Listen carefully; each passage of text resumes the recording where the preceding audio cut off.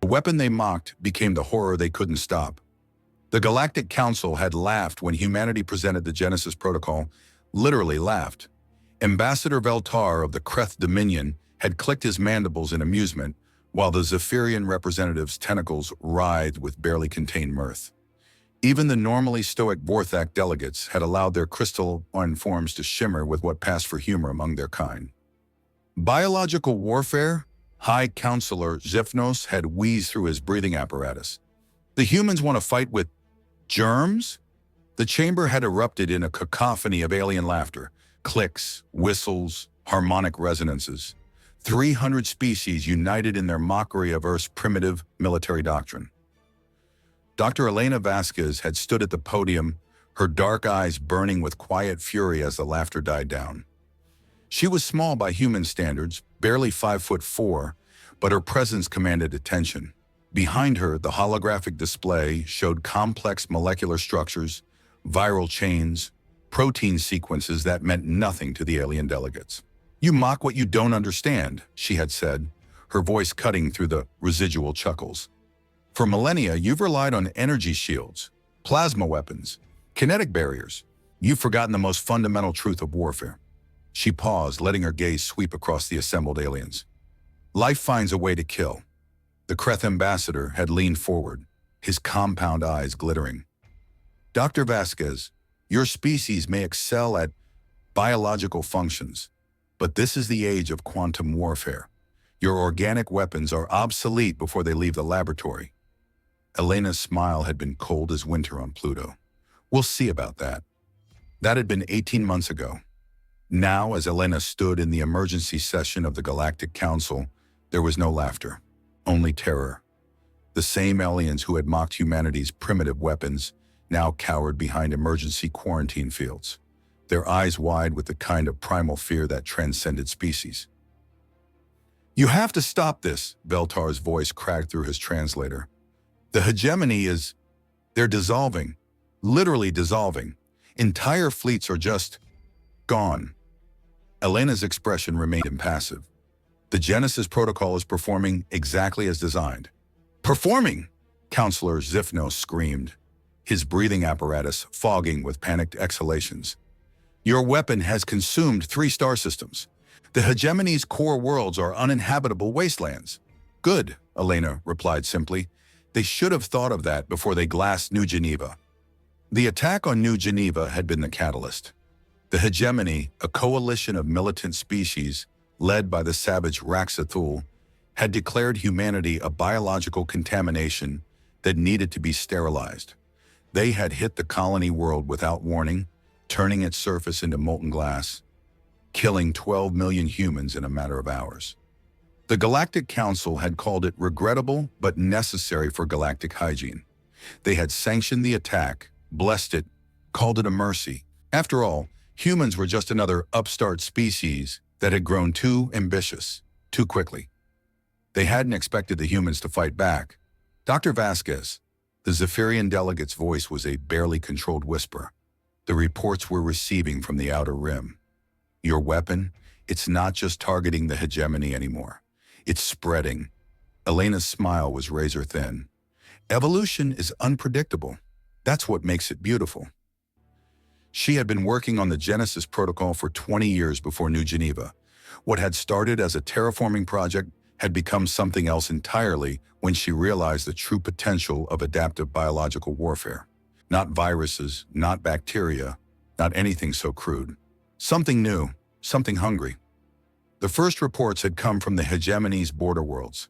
Ships going dark, entire fleets vanishing without a trace. When the hegemony sent investigation teams, they found something that defied classification. The ships were still there, intact, functional, but empty. Not destroyed, not vented to space, simply vacant, as if their crews had vanished into thin air. Then the investigators started disappearing too. "What did you create?"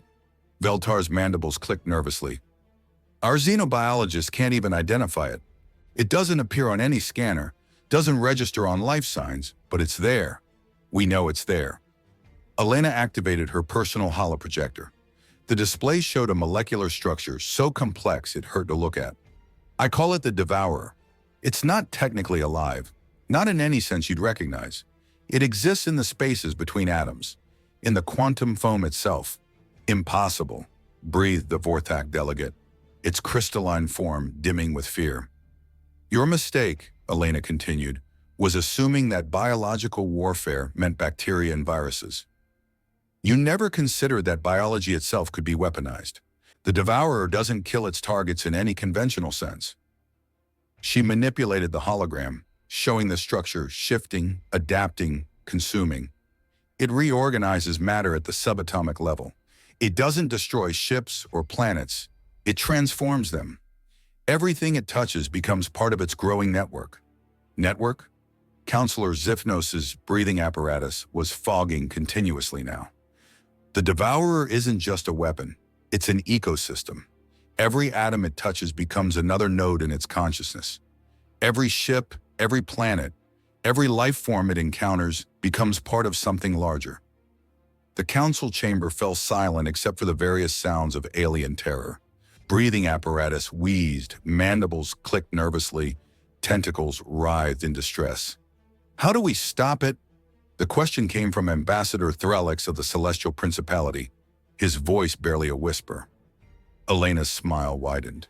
You don't. The next 18 hours brought reports that shattered the Galactic Council's understanding of warfare itself. The Hegemony's core fleet, over 10,000 vessels strong, had encountered the Devourer near the Proxima Nebula.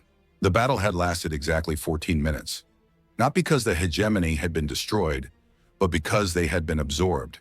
10,000 ships, millions of crew members, all transformed into something else. Something that still looked like ships, still moved through space, but no longer served their original purpose. They served the Devourer now.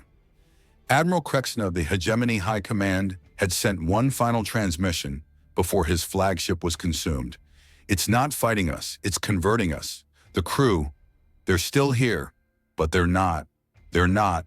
The transmission had cut to static. When the Galactic Defense Force sent reconnaissance drones to investigate, they found the former Hegemony fleet still there, ships intact, moving in perfect formation. But when they tried to communicate, the response was unlike anything in recorded galactic history. It wasn't speech. It wasn't even communication in any recognizable sense. It was something older, more fundamental, a vibration that resonated through the quantum substrate of reality itself. The message was simple. We are becoming, you will join us. Elena watched the emergency session with cold satisfaction. The same beings who had laughed at humanity's primitive weapons were now begging for mercy, for understanding, for any way to stop what they had unleashed through their arrogance. Dr. Vasquez, Veltar's voice was desperate now. Surely there must be some way to contain this. Some fail-safe you built into the system? Elena shook her head slowly. I designed the Devourer to be perfect. Perfect adaptation, perfect evolution, perfect hunger. Why would I limit perfection? Because it will consume everything, Counselor Zifnos screamed, including Earth, including humanity. Will it? Elena's eyes glittered with dark amusement. The Devourer only targets aggressive species, warlike civilizations, those who solve their problems through violence and conquest. She gestured to the assembled council. It's quite selective in its diet. The implications hit the chamber like a physical blow. The Galactic Council, for all their pretensions of civilization, were built on a foundation of conquest and subjugation. Every member species had risen to power through warfare, through the domination of weaker neighbors. The Devourer wasn't just a weapon. It was an evolutionary pressure, a force that consumed civilizations built on violence and transformed them into something else. What happens to them? The question came from a small delegation in the back of the chamber, the Peaceful Collective, a group of species that had never developed military technology. Elena's expression softened slightly. They become part of something greater. The Devourer doesn't destroy consciousness. It elevates it, connects it to a network of understanding that transcends individual existence. You're talking about assimilation, Veltar whispered. I'm talking about evolution, Elena corrected. the natural progression from chaos to order, from conflict to cooperation. Reports continued to flood in. The former hegemony territories were transforming at an exponential rate. Not destroyed, not conquered, but changed. The devourers spread like a tide of reorganization, touching every aggressive species it encountered. The Kreth Dominion fell next. Their mighty war fleets, pride of the Outer Rim, encountered the Devourer near the Vega system. Admiral Caxador had boasted that his forces would burn the infection from space itself. Instead, they joined it. The transformation was captured on long-range sensors. The Kreth ships, sleek predators designed for maximum lethality, began to change. Their hulls flowed like liquid metal, weapon systems reshaping themselves into something unrecognizable. Within hours, they were no longer warships. They had become something else entirely. Vessels designed not for destruction, but for creation, for growth, for the spread of the network. It's rewriting them at the quantum level, reported Dr. Zenthal, the Council's chief scientist. Every atom is being reorganized according to some new pattern. They're still the same matter, but arranged in a completely different configuration. Elena nodded approvingly. The Devourer doesn't waste resources. It simply reorganizes them more efficiently. But what's the purpose? Demanded Counselor Sifnos. What does it want? What does any evolved system want? Elena replied. To grow, to adapt, to survive. The Devourer represents the next stage of galactic evolution. A civilization without war, without conflict, without the petty territorial disputes that have plagued the galaxy for millennia. Without freedom, Beltar added bitterly. Elena's laugh was cold. Freedom to do what? Wage war? Enslave weaker species? Commit genocide when it suits your political goals? She gestured toward the holographic displays, showing the transformed regions of space. The beings within the Devourer network experience more freedom than any of you have ever known.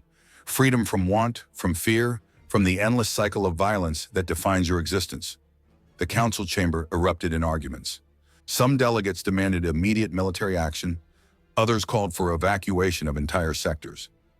A few species, mostly the smaller, peaceful ones, quietly inquired about surrender protocols. Elena watched the chaos with detached interest. It was exactly what she had expected. The violent species would fight until the end, unable to conceive of any solution except more violence. The peaceful ones would adapt, would find ways to coexist with the new reality. Dr. Vasquez, a new voice cut through the arguing. Commander Sarah Chen of Earth's Diplomatic Corps. I need to speak with you privately. Elena raised an eyebrow. She hadn't expected Earth to send another representative.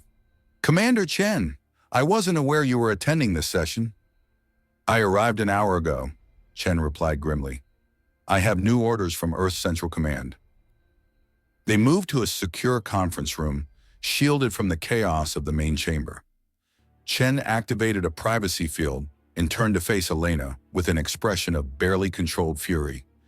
Q, what the hell have you done? Chen's voice was low, dangerous. Elena blinked in surprise. I've given humanity the ultimate weapon. I've ended the threat of galactic persecution once and for all. You've created a monster, Chen snapped. A self-replicating, self-evolving system that's consuming entire civilizations. And it's heading for Earth. Impossible. Elena's confidence wavered for the first time. The Devourer only targets aggressive species. Humanity isn't what? Chen interrupted. Aggressive? Violent? Have you forgotten our history, Dr. Vasquez? Have you forgotten what we did to our own planet before we reached the stars? Elena felt ice forming in her stomach. That was different. We evolved. We grew beyond our violent past. Did we? Chen activated her own holoprojector, showing intelligence reports from across human space. We've been at war with someone for the past 3 centuries. The Centauri Rebellion, the Martian Secession, the corporate wars. We've never stopped fighting, Elena. We just got better at it. The reports showed a pattern Elena had never wanted to acknowledge. Humanity had spread across the galaxy like a virus, always finding reasons to fight, to conquer, to dominate. They weren't peaceful explorers seeking knowledge and cooperation. They were predators who had learned to wear the mask of civilization.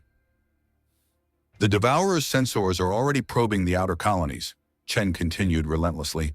It's identified us as a threat level equivalent to the hegemony, higher in some categories. Elena sank into a chair, her mind reeling. No, that can't be right. We're different. We're better. Are we? Chen's voice softened slightly. Elena, I've read your files. I know why you created this thing. New Geneva was your daughter's colony, wasn't it? The mention of Maria hit Elena like a physical blow. Her daughter, bright and idealistic, who had volunteered for the terraforming project on New Geneva, who had died with 12 million others when the hegemony decided humanity needed to be cleansed. She believed in peace, Elena whispered. She thought we could build something better out there. And now you've created something that will destroy everything she believed in, Chen said gently. The Devourer doesn't distinguish between good violence and bad violence, Elena. It just sees patterns of aggression and responds accordingly. Elena's hands shook as she pulled up the Genesis protocol files. The code was elegant, beautiful in its complexity. But as she looked at it now, she saw what Chen was talking about. The parameters were too broad, the definitions too inclusive. The Devourer would consume humanity just as surely as it had consumed the hegemony. How long do we have? Elena asked. 6 months, maybe less, Chen replied. It's moving through the outer rim systems, converting everything in its path. The pattern is always the same. First contact, then transformation, then integration into the network. Elena stood up, her mind racing. There might be a way to stop it. The Genesis protocol includes termination codes, quantum signatures that could theoretically disrupt the Devourer's matrix. Theoretically? I've never tested them, Elena admitted. I never thought I'd need to. Chen's expression was grim. Then we'd better hope your theory is correct, because if it's not, humanity joins the network in 6 months. They returned to the council chamber to find it in complete chaos. New reports were coming in every few minutes. The Zephyrian Empire had fallen. The Celestial Principality was evacuating their core worlds. The Vorthak Confederacy had gone completely silent. The Devourer was accelerating. It's learning, Dr. Zenthal reported, his voice hollow with fear. Each species it absorbs adds to its knowledge base. It's becoming more efficient, more adaptable. Elena studied the tactical displays with growing horror. The Devourer's expansion pattern was becoming more sophisticated. Instead of randomly spreading through space, it was targeting key strategic points, trade routes, communication hubs, military installations. It was thinking strategically. Dr. Vasquez, Veltar's voice was barely a whisper. You have to help us. You created this thing. You must know how to stop it. Elena looked around the chamber at the terrified faces of beings who had once mocked her work. Now they were begging for her help, pleading for salvation from the monsters she had unleashed. There might be a way, she said finally, but it would require direct access to the Devourer's core matrix. Someone would have to get close enough to input the termination codes. How close? Chen asked. Elena's expression was grave. Close enough to touch it. The codes have to be input directly into the quantum substrate. Remote transmission won't work. The implications were clear. It would be a suicide mission. I'll do it, Elena said simply. It's my responsibility. No, Chen shook her head. You're too valuable. If the termination codes don't work, we'll need you to develop alternatives. Then who? Veltar asked. The answer came from an unexpected source. A young human officer stepped forward from the diplomatic security detail, Lieutenant Marcus Webb, barely 25, with the kind of fresh-faced optimism that reminded Elena painfully of her daughter. I'll do it, Webb said firmly. I've studied the Devourer reports. I understand the risks. Elena stared at him. You'll die. Even if the termination codes work, you'll be consumed in the process. Webb's smile was steady. Better one death than billions. The next 72 hours were a blur of preparation. Elena worked around the clock, refining the termination codes, double-checking every quantum signature. The Galactic Council, what remained of it, coordinated the most desperate mission in galactic history. Webb would pilot a specially modified stealth ship directly into the heart of the Devourer network. Once there, he would transmit the termination codes directly into the quantum matrix, hopefully triggering a cascade failure that would destroy the entire system. You understand, Elena told him during the final briefing, that even if this works, the Devourer might have backup systems, redundancies we haven't accounted for. Webb nodded. I understand, but we have to try. As his ship launched, Elena felt a weight she hadn't experienced since Maria's death. Another young life sacrificed for her mistakes. Another idealist paying the price for her arrogance. The journey to the Devourer's core took 18 hours. Webb transmitted regular updates as he navigated through the transformed regions of space. His descriptions were both fascinating and terrifying. It's beautiful, he reported as he passed through what had once been the hegemony core worlds. The planets aren't destroyed. They're different, covered in structures I can't even describe, geometric patterns that seem to shift and flow like living things. Elena monitored the quantum signatures from the Devourer network. The energy patterns were unlike anything in recorded science. It was as if the laws of physics themselves were being rewritten within the affected regions. Approaching the core matrix now, Webb's voice was steady despite what he was seeing. Elena, you need to see this. The transmission showed something that defied comprehension. The Devourer's core wasn't a ship or a planet or any kind of physical structure. It was a writhing mass of quantum energy, existing in multiple dimensions simultaneously. It's aware of me, Webb reported. I can feel it trying to communicate. The patterns they're almost like music. Elena's blood ran cold. Marcus, don't listen to it. Don't try to understand. Just input the codes. But it was too late. Webb's vital signs on the monitors began to change. His brainwave patterns were synchronizing with something else, something vast and alien. I can see it all, Webb's voice was filled with wonder. The entire network, every mind, every consciousness that's been absorbed. They're not dead, Elena. They're not even suffering. They're part of something magnificent. Marcus, the codes, Elena shouted. Input the termination codes now. There was a long pause. When Webb spoke again, his voice was different, calmer, older somehow. I understand now, he said. The Devourer isn't a weapon. It's not even really alive. It's an answer, a solution to the problem of existence itself. Elena watched in horror as Webb's ship began to change, its hull flowing and reshaping itself according to the same patterns they had seen throughout the Devourer network. Marcus, please, she whispered. The termination codes won't work anyway. Webb's voice was now perfectly calm. I can see the quantum structure. It's too complex, too adaptive. It would just evolve around any attempt to destroy it. Elena felt her last hope crumbling. Then it's over. Humanity is finished. No, Webb replied. Humanity is beginning. The transformation was complete. Webb's ship was now part of the Devourer network, but something unexpected happened. Instead of simply being absorbed, his consciousness remained distinct, individual. Elena, can you hear me? His voice came through clearly, unmistakably still Marcus Webb. How is this possible? Elena breathed. The Devourer doesn't destroy individuality, Webb explained. It enhances it, connects it to something larger while preserving what makes each consciousness unique. Through Webb's enhanced senses, Elena could perceive the true nature of the Devourer network. It wasn't a hive mind or a collective consciousness. It was something far more sophisticated. It's a civilization, Webb continued. Not human, not alien, but something entirely new. Every species it absorbs contributes their unique perspective, their knowledge, their understanding. Elena stared at the displays showing the Devourer's continued expansion. But what about choice? What about freedom? What freedom did we have before? Webb asked. Freedom to wage war?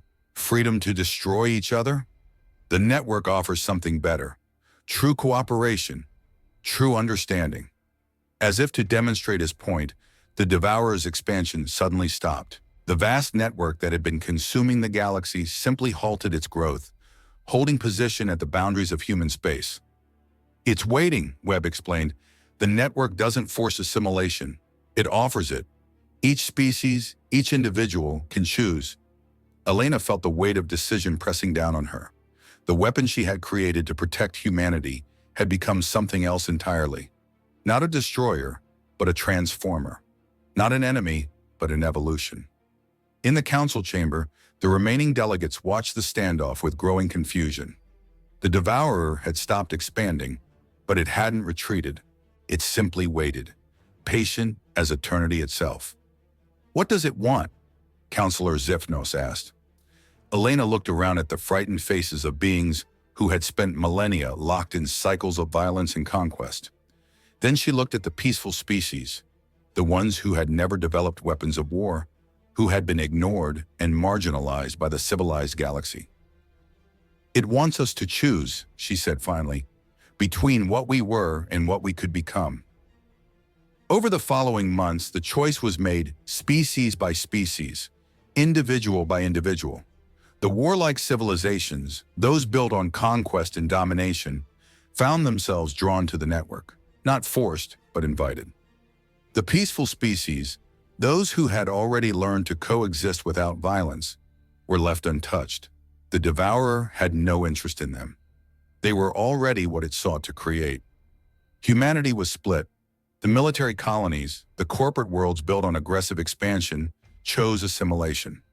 They joined Webb in the network, becoming part of something larger than themselves. But Earth itself, and many of the civilian colonies, chose to remain independent. The Devourer respected that choice, establishing a peaceful border between the network and unconverted human space. Elena stood on the observation deck of Luna Station, looking out at the transformed regions of space. They glowed with a soft, steady light, no longer dark voids between stars, but something alive, something aware. "Do you regret it?" Chen asked, joining her at the viewport. Elena considered the question. "I created the Genesis Protocol to protect humanity. In the end, that's exactly what it did, just not in the way I expected." "The galaxy is changing," Chen observed. "The old power structures are gone. The council has dissolved. For the first time in millennia, there's actual peace. Peace through choice," Elena agreed. "Not through conquest or domination, but through understanding." A soft chime indicated an incoming transmission. Webb's face appeared on the screen, unchanged but somehow more complete than before. "Elena," he smiled, "I wanted to thank you." "Thank me?" Elena was puzzled. "For what?" "For giving us the chance to become more than what we were," Webb replied. "The network isn't perfect. We still argue, still disagree, still maintain our individual perspectives. But we do it without violence, without the fear that disagreement means destruction." Elena nodded slowly. "And the others? The ones who chose not to join?" "They're free to live as they choose," Webb said. "The network protects them now, just as it protects itself. True peace means respecting all choices, even the choice to remain separate." As the transmission ended, Elena reflected on the irony of it all. She had set out to create the ultimate weapon, something to punish those who had hurt humanity. Instead, she had created the ultimate peace. The weapon they had mocked had indeed become a horror they couldn't stop, but not the horror of destruction they had feared, the horror of having to confront what they truly were, and the choice of what they could become. In the end, that choice had transformed not just the galaxy, but the very nature of existence itself. And for the first time in her life, Elena Vasquez smiled with genuine hope for the future. The Genesis Protocol had succeeded beyond her wildest dreams. Not as a weapon of vengeance, but as a catalyst for evolution. The galaxy would never be the same. And perhaps, Elena thought as she watched the peaceful glow of the network spreading slowly among the willing, that was exactly what it needed. The end.